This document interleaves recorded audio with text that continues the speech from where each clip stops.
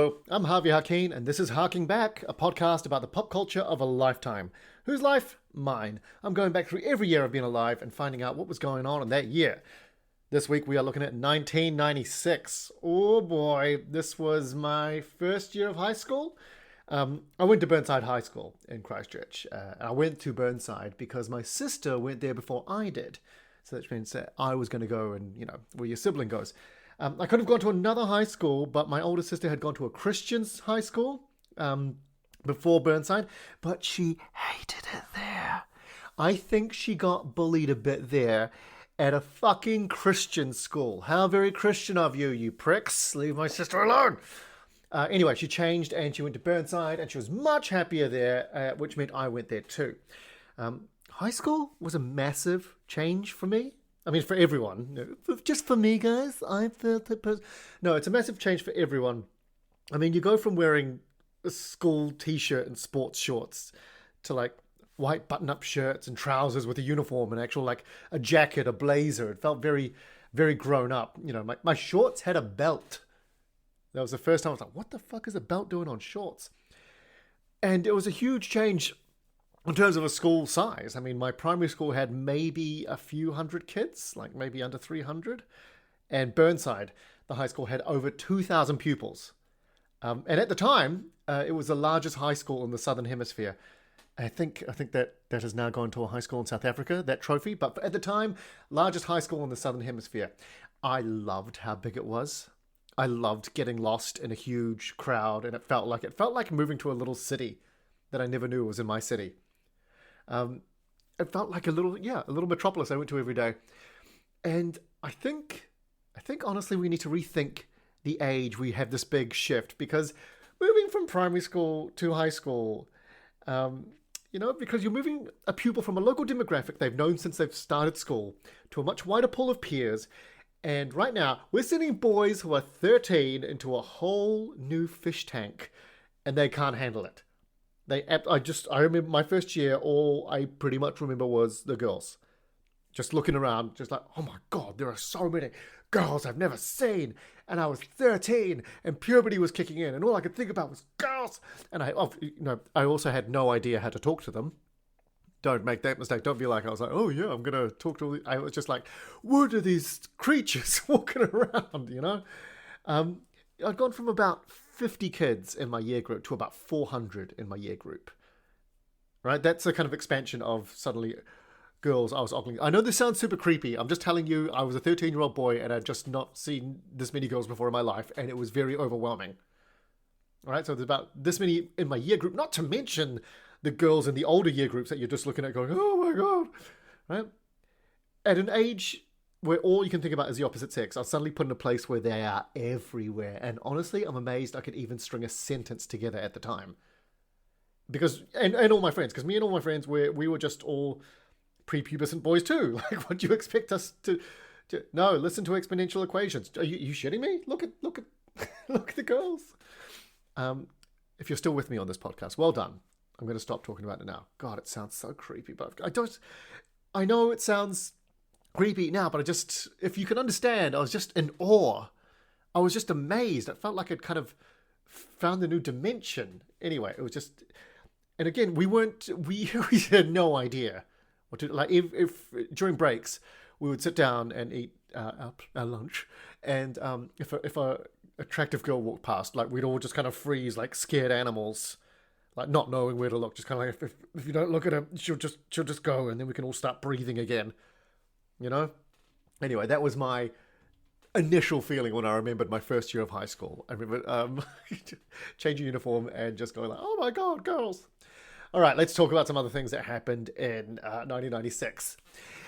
From me, this big, creepy 13-year-old man-child. Anyway, in 1996, we get blue M&Ms. They introduced blue M&Ms.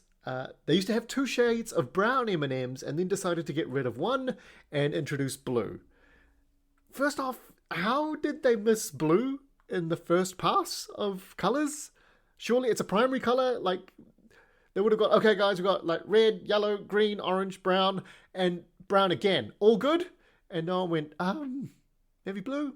And 2, can you imagine the backlash if this happened today, if they had 2 shades of brown M&Ms and they got rid of one and introduced blue, they would like, oh my god, the outcry, like the social medias would be, it would be trending, and M&Ms would have to come out and go, we've always placed inclusion and equality at the center of our chocolates.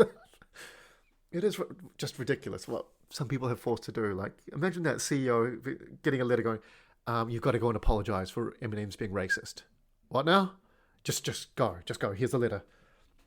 So we get blue M&Ms in 1996. I thought we always had them, but turns out we didn't. We had to wait till 96. In 1996, Hotmail launches. Who's still got an account? Who's got a Hotmail account?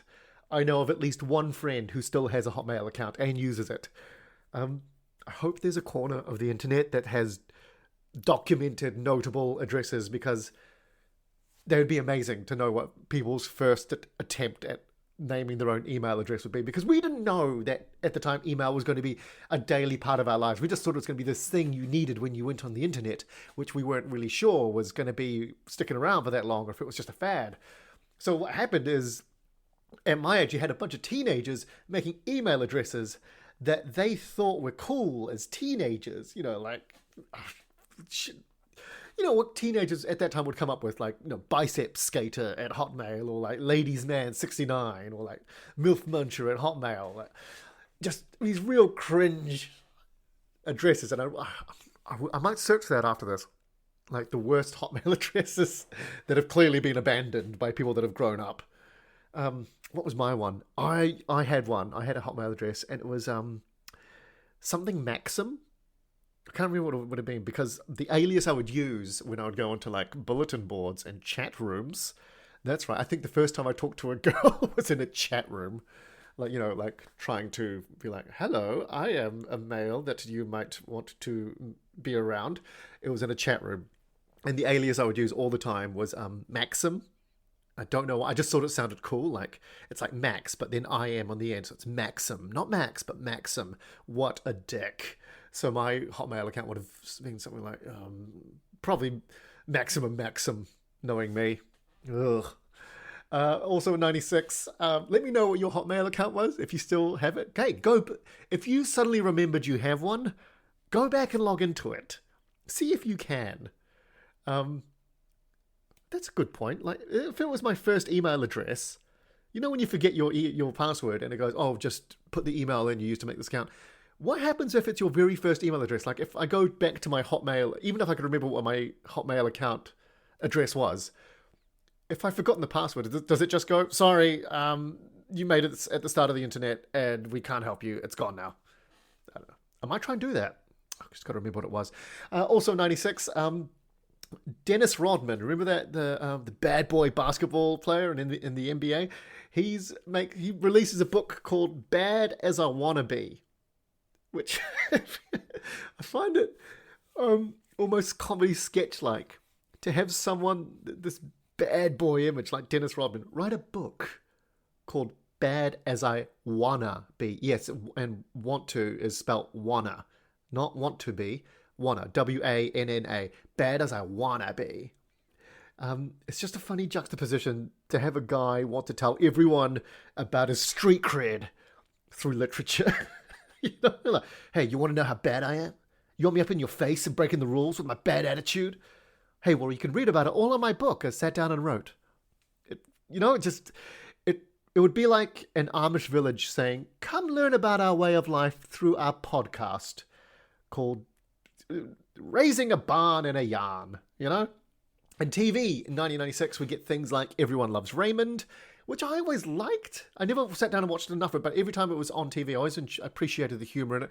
And I was also just mystified by Ray Romano. I was going to do it like Ray Romano's like deep voice. Like, hey, everybody. Well, what's everybody doing in my... That's a terrible Ray Romano, but you know what I'm talking about. His deep... It's not a deep voice. It's just a weirdly placed voice. It's like it's coming out of his sternum, Like it's not a deep voice. It's a It's like a reverse nasal voice. Like, how a nasal voice comes out of the top of your nose. If you drop that point of origin all the way to your sternum, that's where it comes from. Anyway, Third Rock from the Sun comes out, which is also a very, very crazy comedy, which was good. It was good. French Stewart, remember when he was comedy god? Because he was the alien on Third Rock from the Sun, and a bit weird. Dragon Ball Z comes out in 96. I think I've talked before about Dragon Ball Z. Dragon Ball Z was an awesome anime, but incredibly drawn out. It was, you know what it was? It was like watching someone make an amazing meal in front of you that they just talk way too much while they're making it. Just shut up and fucking cook it. It looks so good, just eat it. Like they'd be like about to put a steak in a frying pan and they'd tell you, you know something about the steak. And you're like, just fucking cook the steak. That's what Dragon Ball Z was. Like the action was amazing, but like the steps to get there every time. Judge Judy debuts in 96. Judge Judy has a special place in my heart because it is my wife and I's go-to lunchtime viewing.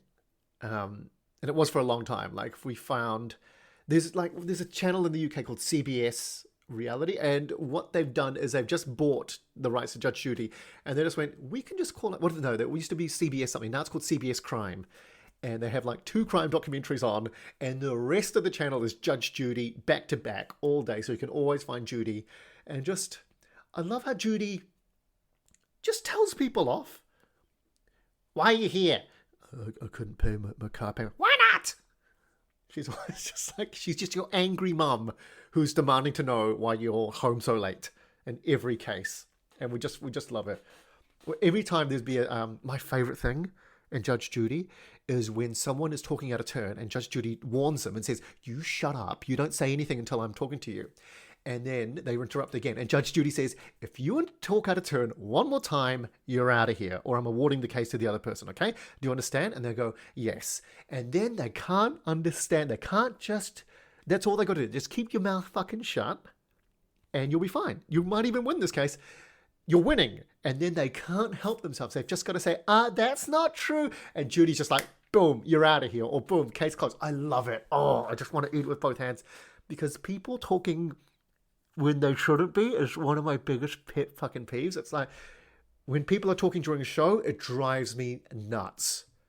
That is my kryptonite. People talking during a show or people talking during a movie, people talking through anything where the attention is supposed to be elsewhere. Oh, it drives me nuts. So when Judy says like, all you got to do is shut up and you'll be fine, and they can't do it, I just love seeing them just like, get that comeuppance. It's very therapeutic for me, as you can tell here. In movies, let's talk about movies in 96. Scream comes out in 96. Scream just came out of nowhere and hit everyone in the face with a right hook. Like a stab in the stomach. Like the whole slasher genre was, I think at the time, had been seen as like a relic of the late 70s and 80s, and it had gotten so crazy it was almost like a parody of itself. So no one really touched it for a long time, and then Scream comes back. It's a little bit like how the James Bond franchise was dead and a little bit like had gotten a bit ridiculous, and then they bring back Pierce Brosnan and they do GoldenEye. It was like, whoa, this is awesome. That was what Scream did for scary movies. Like it made it modern and fast-paced and funny and sexy. It was great. It was great. And in the opening scene of Scream, they killed Drew Barrymore. Scream ain't fucking around. When you went to go watch it, you were like, oh, that's Drew Barrymore. She's dead at the end of the first scene. You're like, oh my God, no one is safe in this movie. Neve Campbell, remember when she was the girl in the scene, everyone's heartthrob? Neve Campbell. I like that she was she's the hot girl in the movie, but when her boyfriend comes to visit her at her bedroom, she's wearing like a full-length Victorian nightie, and we were all supposed to be like, it's so hot. 90s hot, I don't know. Maybe they're trying to like play up her purity, or I don't know. God, I'm feeling really creepy in this podcast, and I don't mean to be. What else comes out in 96? Romeo and Juliet, the Baz Luhrmann Romeo and Juliet, with Leonardo DiCaprio and Claire Danes. That's her name, right? Claire Danes? It is Claire Danes. Yes? I'm second guessing myself. Oh, I got it totally wrong. I'm going to say Claire Danes. By the way, I love how Claire Danes in this movie, she's just like lovely, beautiful, and at the end, she ugly cries. Like she was the first female lead I'd ever seen like proper ugly cry in a movie when Romeo dies, and I was like, yes, this is what I'm here for. Romeo and Juliet, Baz Luhrmann's Romeo and Juliet, made Shakespeare finally accessible to someone like me because it was set in modern day and they had guns instead of swords. And I felt so like, I thought it was the coolest thing ever that in the text when it would say like, put up thy steel. I'd be like, you know what? In the olden days, they meant swords, but like with the modern interpretation, that can mean guns too. Such a dick. I loved Tybalt. John Leguizamo's Tybalt just was the fucking jewel in the crown for me from that movie. Peace. I hate the word, as I hate hell, all Montagues and thee. Oh, I loved him so much. And I went to go watch it, and I kind of got all the dialogue. Look, let's be honest. You got to study a bit of Shakespeare. No one sits down dry, having no experience, and watches a Shakespeare play and goes, yeah, I got all of that. Bullshit if you said you've ever done that. Bullshit. I call bullshit. What else comes out in 96? Space Jam, which is huge. I mean, sure, fine. I think I was a bit old for it then, but whatever. Good for Michael Jordan. They made a Space Jam again recently, and it tanked so hard, and Michael Jordan just would have been sitting there going, eat shit, LeBron. Travolta is making a huge comeback in 96. In 96, he is the Jim Carrey of 96, because after Pulp Fiction, he jumpstarts his career again. He's got movies like Michael, Phenomenon, Broken Arrow, which is just so much fun. Seeing John Travolta in this movie, tell me he's not having fun being the villain. Where he kills somebody, he's like, I've never killed anyone. I've never seen what the big deal is, really. He's just so cool, and he's when, like, you know, smoking cigarettes as a villain was still so cool. Anyway, Christian Slater was in it while he was still a big movie star, and it was great. I mean, nuclear weapons, Lost. Great premise. Watch it if you haven't. Happy Gilmore comes out, which is a solid comedy. From Dusk Till Dawn comes out in 96. What a 180 that movie does. Dusk Till Dawn, I don't know. I remember hearing a rumor, and tell me if this is where it was like, was it Robert Rodriguez and Tarantino where they were like, I'll write half a script and then I'll give it to you and you write the second half. I don't know if this is true. Maybe I should have researched this. If anyone can tell me if it is true or not. But I would believe it because it's two gangsters on the run being wanted by the FBI for the first half of the movie. And then it turns into a vampire survival horror. And it just works. I don't know why it does. It just works. Like suddenly, well into the movie, suddenly the main characters are surrounded by vampires locked in a titty bar at midnight. And they have to fight for their life now. It just works. And George Clooney, you could tell he was, again, like John Travolta playing a villain. George Clooney was loving playing someone that could swear. Oh, he does it so well. He's great character in that. Some movies, right, in 96 are signaling the beginning of a decline for some people and for some franchises and stuff, like Hunchback of Notre Dame. It comes out. I never, so Disney Renaissance is waning. I never saw The Hunchback of Notre Dame. I remember it came out and I thought it was going to be huge, and then no one really talked about it that much. Eraser comes out. That shows that Arnie is waning a little bit. Jingle All the Way comes out in 96 as well. Like, sure, Arnold Schwarzenegger, sure, why not? Okay, why not? The Cable Guy comes out in 96, which is the first flop for Jim Carrey after he's been riding high. What else comes out? Mars Attacks comes out in 96. Oh my God, just what the fuck is this movie? Is it Tim Burton? I believe it's Tim Burton. I'm gonna just go with my gut on that. It's Tim Burton. And this was, if you want to talk about movies that are ahead of their time, this came out, absolute star-studded cast, and everyone was like, what the fuck is this? I think people didn't realize it was a satire.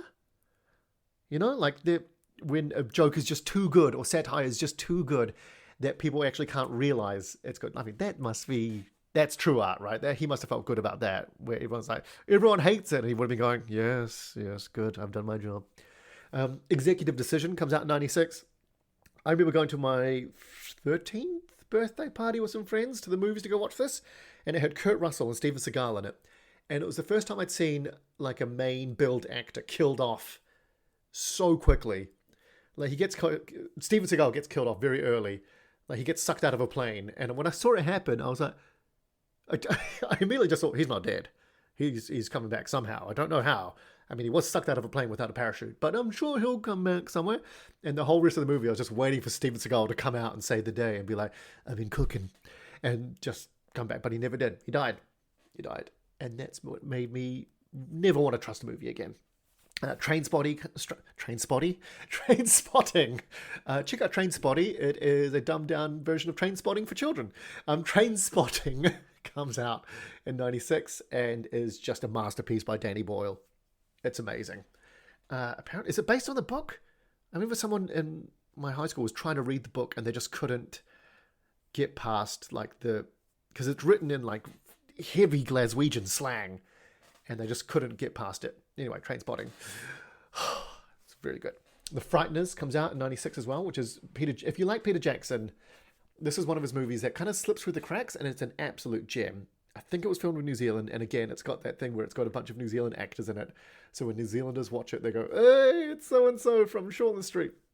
But it's a very good movie. It's got Michael J. Fox, and it's a very, it's a thriller. It's a thriller/horror. It's very good. Okay, top 5 movies of 96. Ransom with Mel Gibson, the one where his son gets stolen. And I just always felt really sorry for the kid in this because he gets given back to his parents. And then he hears the kidnapper's voice somewhere and he just starts pissing himself. And I was like, and he's looking, the kid's like about 11. I was like, oh man. That's when I realized like, oh shit, this stuff stays with you. Because every other time you've seen someone get kidnapped, when they come back, they're just like, oh, hey, let's just go back down to the McDonald's and enjoy our lives the way it was always, and just bouncing back.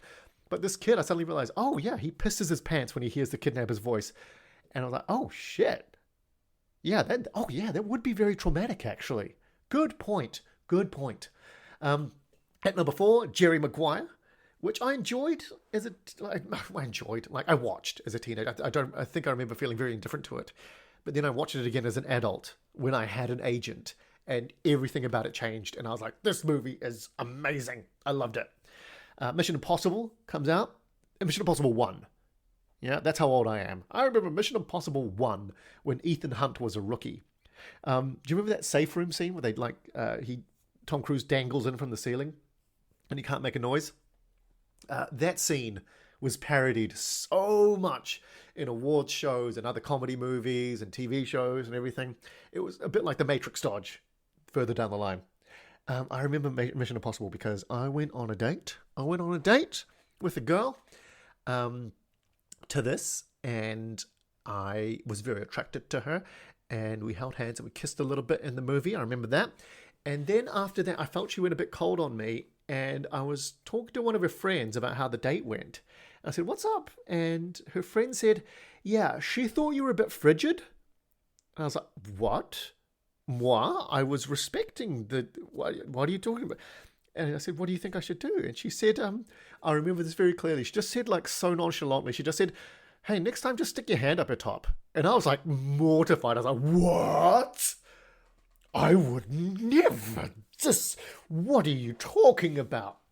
I'll never forget that. She just said, just stick your hand up your top. And it was like my eyes popped out of my head just going, how very dare you? How very dare you? Twister was number 2.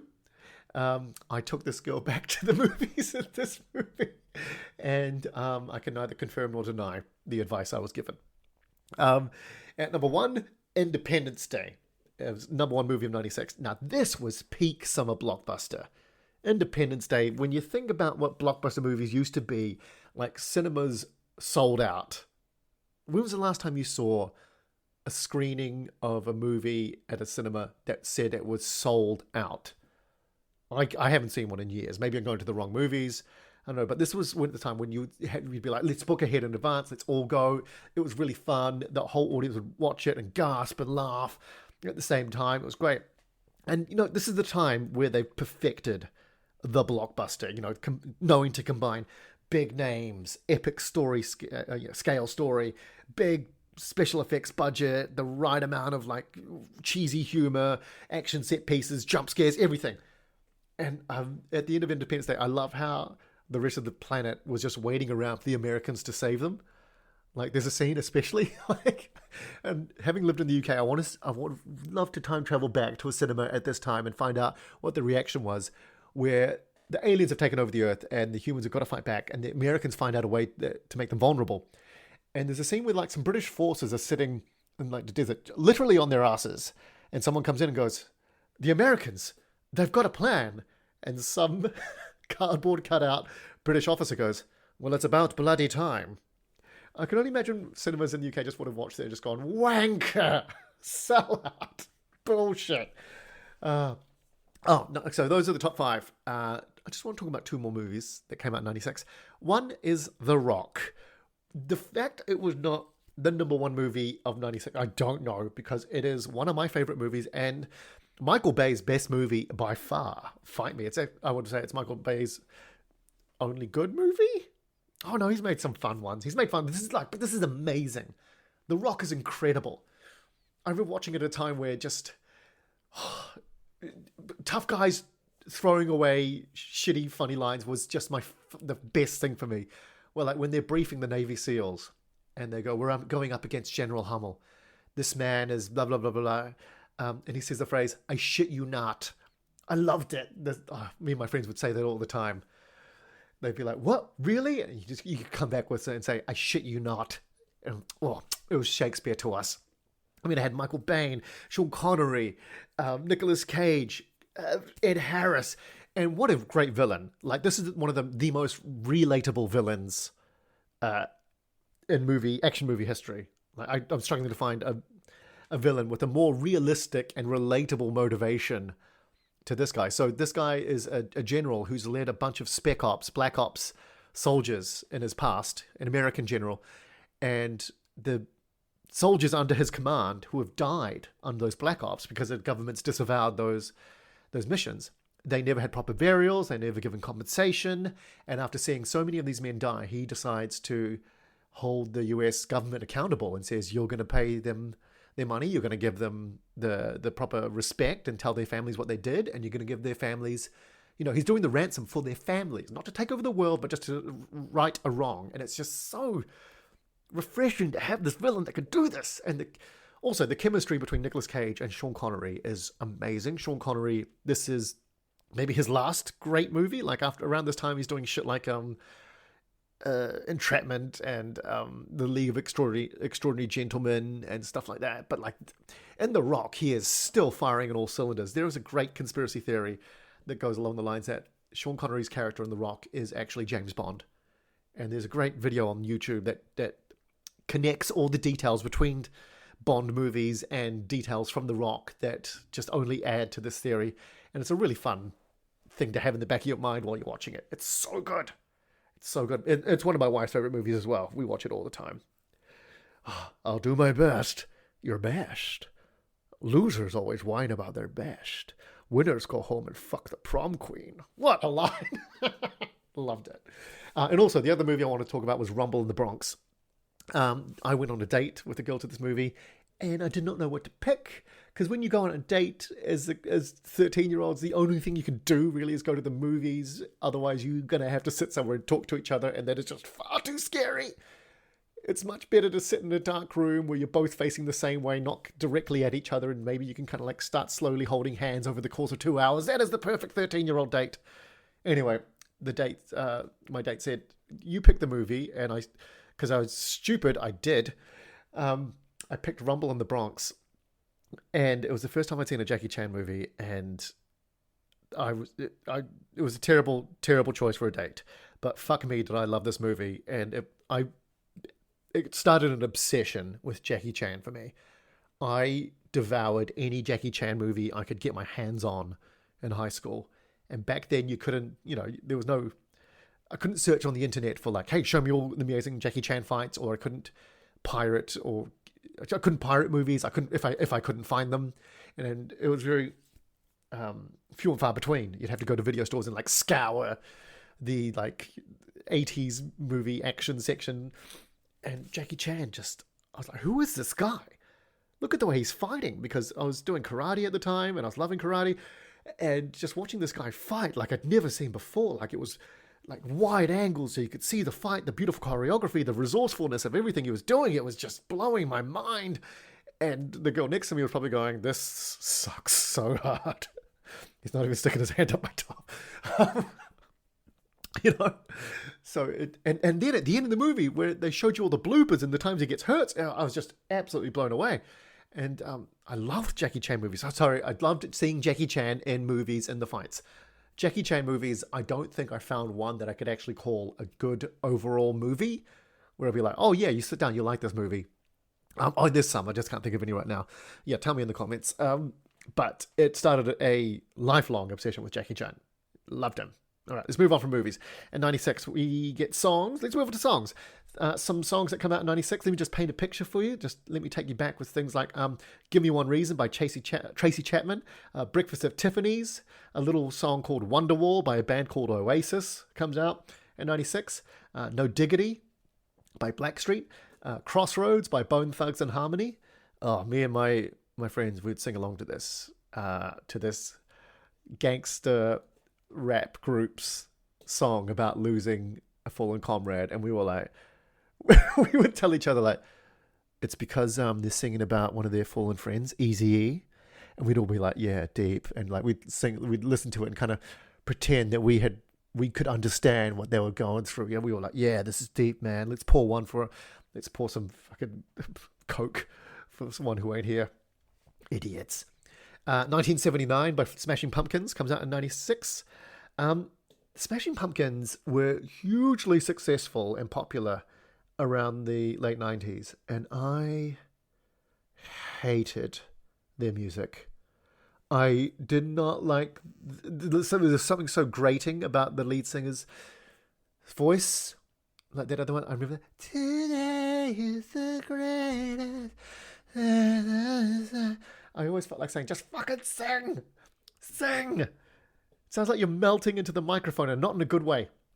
There was one Smashing Pumpkin song I liked, which was Bullet with Butterfly Wings, just because it was like, it felt angsty and angry, and I wanted to put it on when I was angsty and angry because I was 13 and feelings are hard. What they have? Other songs like Tonight Tonight. I hated that. I hated the music video for that. I hated the fact that they called their CD, their album, Melancholy and the Infinite Sadness. Ugh, does it get any more emo than that?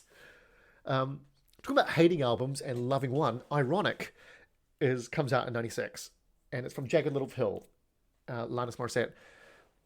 Ironic ended up becoming overplayed for me, and that's my least favorite song on the album. But this album, Jagged Little Pill, I love this. Pound for pound, I think is my favorite album of all time because I love every single song on this album. No song for that on that album for me is filler. Nothing is like, oh, let's just skip this one to get to the next one. Every song is like, ooh, this one. And the only reason Ironic went down a little bit in my book is because you just couldn't escape it. You're just getting punched in the face from every media outlet. Radio, TV, advertisements, jingles, on any sort of elevator music. Boom, it was Ironic. It was in there. So, hated that song by the end. But the rest of the album was amazing. Annie and I went to a Alanis Morissette concert in London a couple of years ago. And, excuse me. And Alanis comes out. It's funny because Alanis did Jagged Little Pill, which is an amazing album. Then she did that song for City of Angels, the Uninvited, which is amazing. And that was kind of it. Like, I remember hearing her other singles for her other new albums. And I was like, no, you've lost something here. Anyway, we went to go see her, and she comes out and sings like one song, and then another song from Jagged Little Pill, and we're all going crazy, and she stops and starts talking to the crowd, and everyone starts calling out the song they want to hear, and she just goes, hey, relax, I'm singing them all, and everyone just goes, yes, and suddenly we were all at ease, because when you go to see someone, and you're like, I just hope they play this, and to have that reassurance, she was like, no, don't worry, I'm not going to miss anything, okay, I know what you want, and you're going to get it. And I love that she did that. I know that she wasn't trying to force she wasn't 30 years later going, I wonder if I can make my second album hit on this tour. No, she was like, I know what you're here for. You're going to get it. Don't worry. Open wide. Here it comes. This is 96. So you get a lot of female solo artists really giving it all the feels. Things like Insensitive by Jan Arden, Who Will Save Your Soul by Jewel, Unbreak My Heart by Toni Braxton. Oh, this is my wife's year, surely. Okay, let's do the top 5 songs of 96. Number 5, Always Be My Baby by Mariah Carey.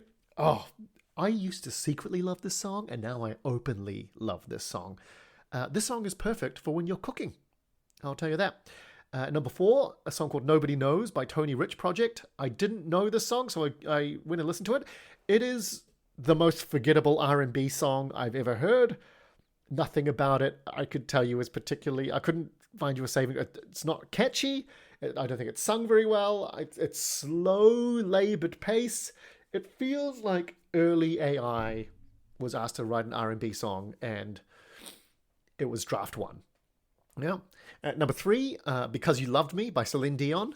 This was from that Up Close and Personal movie with Michelle Pfeiffer and Robert Redford. Because You Loved Me. This year is so my wife's playlist. You were my strength when I was weak. That one. I'm going to add that to her playlist. I made a playlist for Annie one Valentine's Day. I was thinking, what can I get her? And I realized Annie is incredibly smart, but one thing she always just seems to struggle with is to pick a song. Like, because sometimes I'll ask, our smart speaker to play a song, and I'll go, you pick something, and she's always like, oh, I can't think of anything. But I know all the songs she loves, and so one day I made a playlist for Valentine's Day. I made a playlist for her, and I was out for a gig, and I texted her, just said, ask our smart speaker to shuffle my wife's playlist. And I just shoved every song I knew on there. And the great thing about it is she can just keep adding songs to it. And this is one I'm going to add to it after this podcast. And by add to it, I mean immediately forget after the podcast to add it. But anyway, that's something you can do for your significant other. Think about all the songs they love and put them in a playlist secretly, and then ask them to shuffle it and watch their delight as it comes up. I put one song she hates in there just for roulette. I just put one song she hates in that playlist just so she could be all like, oh my God, fuck you. Number 2, One Sweet Day by Mariah Carey and Boyz II Men. What a collaboration. Boyz II Men and Mariah Carey are stomping all over the 90s, and their agents must have just gone, hey, do you want to get our artist to make a collab and make a shitload of cash? And that's exactly what they did. One Sweet Day. That's the oh, and I know you're shining down on me through heaven. That one. Again, that's going on my wife's playlist. She loves it. And at number 1, one song that is definitely not going on my wife's playlist, and one song that will make everyone here shudder at the mere mention of this, is the Macarena. Yeah, that's right. You remember the Macarena. It was number 1 in 96, and you are not surprised. You are not surprised it's number 1. Not at all. I don't know how a song became so instantly popular and instantly hated at the same time. Like, there wasn't a wave of like, oh, this is new and cool, and like, let's get into this, and then, oh, it's been overplayed, let's get out of it. It's like it came out and someone told you everyone in the world is dancing to this, and a millisecond later you were like, I hate this. But at one point you've had to dance the Macarena.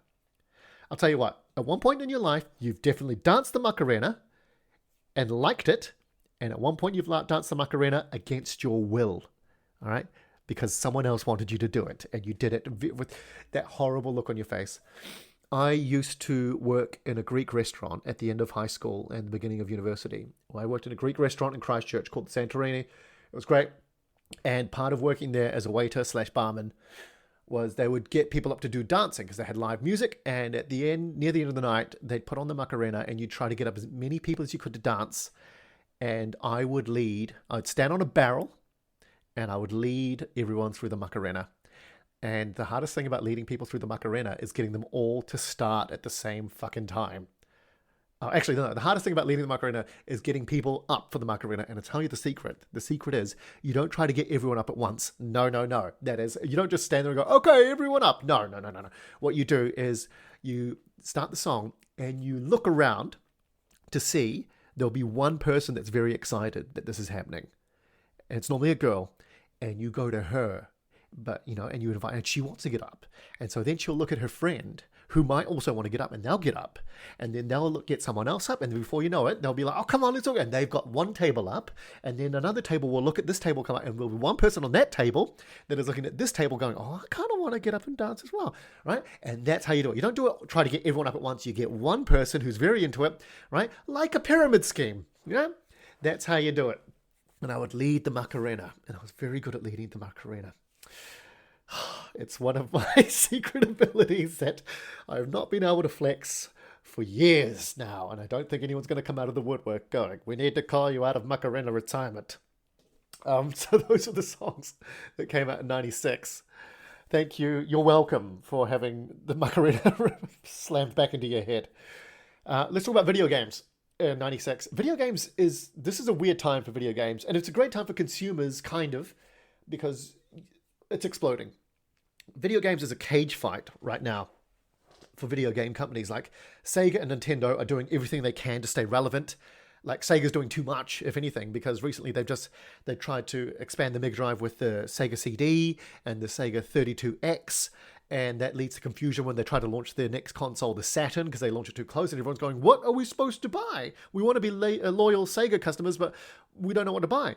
SNES is releasing the N64 around this time. I think they'd released it in 95 or 96, and it's exciting because it's a new Nintendo console. However, it feels a bit double-edged sword. It feels like it's new but not improved because everything else is moving to disc. PlayStation's out there, and N64 is the last console that still uses cartridge. Atari around this time discontinues their failed console, the Jaguar. Like they tried to go all in by saying like, "Hey, it's 32-bit." Was it 32-bit or 64-bit? They said it was. I think I remember hearing they marketed it as 64-bit, but it was actually two 30-bit processors that couldn't work at the same time, so it was actually kind of lying. And Sony is breaking new ground with the PlayStation, and also in the background, PC gaming is just getting stronger and stronger and stronger. So it's a really great time to be a gamer because there's so many games coming from everywhere. However, you can be spread a bit thin. Let's think about some of the. Let's think. Let us pray. Let us think back to some of the games that come out in this time. Duke Nukem 3D comes out, and everyone loves it because it's made for 13-year-old boys, because Duke Nukem says things like, "Hey, he can go to a strip club and he can tip a stripper," and you're like, "Oh, I can do this in a game." And when you can go to the toilet, you can actually go for a piss, which is all 13-year-old boys did in this game, is see how many times you can make Duke Nukem piss. And he had a voice like this, terrible one-liners. They would try to make a sequel to this, which was called Duke Nukem Forever, and it would take almost 2 decades to bring out, and it was dead on arrival. It was just so gone. They missed the opportunity. That ship sailed so long ago, it's sunk. In 96, Civilization 2 comes out, this time more civilized. Quake comes out, and I remember everyone talking about the Quake engine, how it was true 3D, how Doom wasn't true 3D, but Quake was true 3D. And I was like, that sounds... Grenade launcher? That looks cool. Super Mario 64 comes out, Shadows of the Empire comes out, Parappa the Rapper, that's a PlayStation game, I think. Tomb Raider 1 comes out in 96 and gets boys horny over triangles popping out of a virtual woman's chest. Dead or Alive, the fighting game, comes out and gets boys horny over slightly better computer-rated women's chests. The top 5 video games in 96. At number 5, Crash Bandicoot. At number 4, Resident Evil.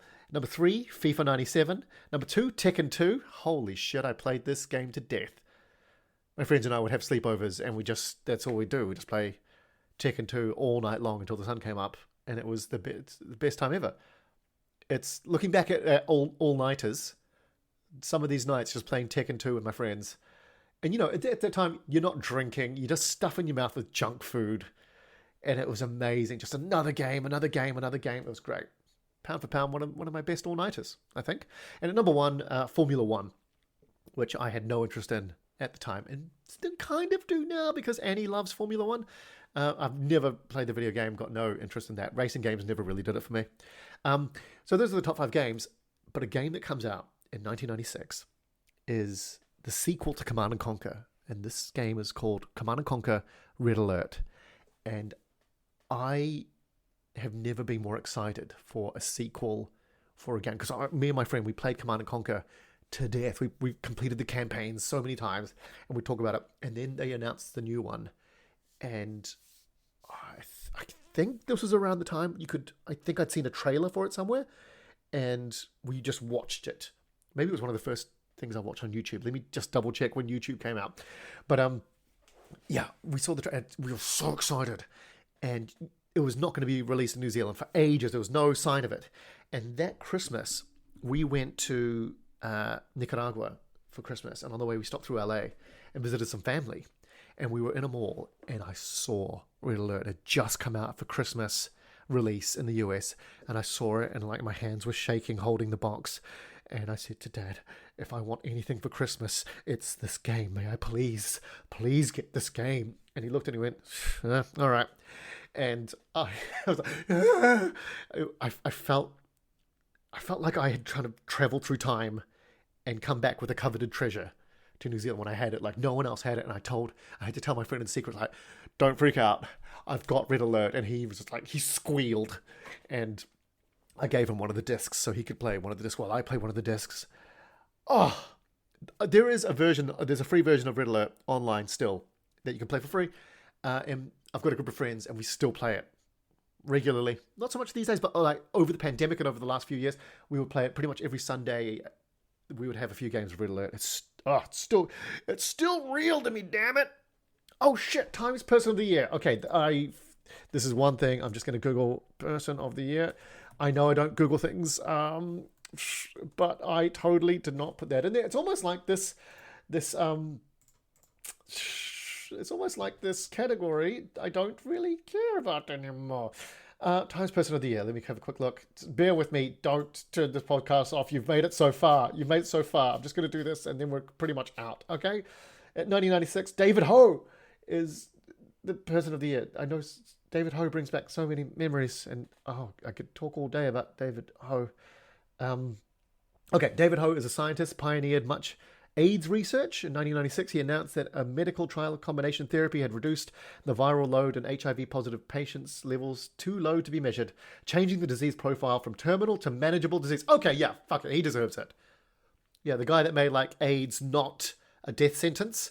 Well done, David Ho. Way better than last week's Newt Gingrich. There you go. So that's kind of 1996. What was going on? I mean, just, like I say, I started high school and it's just a whole new era in life when you start as a teenager at a new school where everything's huge. You're meeting new people. You're more independent. You're starting to make decisions about your life, about what you study, what you wear more. You know, you can start buying things. You start having bigger, starting to get money where you can actually, I don't know, not through jobs, but like maybe through birthday party money. Sounds like you're stripping your birthday party for money.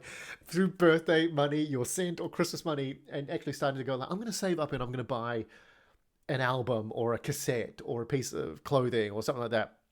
Oh, for some reason, the hot item when I was around like 13 was satin boxer shorts. Like, that's the thing boys in my year just like, because I think you've been wearing kiddie underwear for a long time. And then after a while, you're like, I don't want to wear Y-fronts anymore, mum.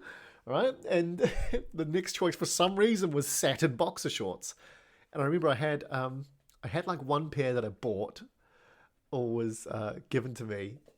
And then my mum did that thing of like, we were in a store. I was like, can I get these boxer shorts? Like, you want satin boxer shorts? I'll make you some at home.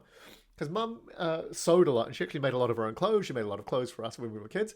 And so my mum made me satin boxer shorts, which is maybe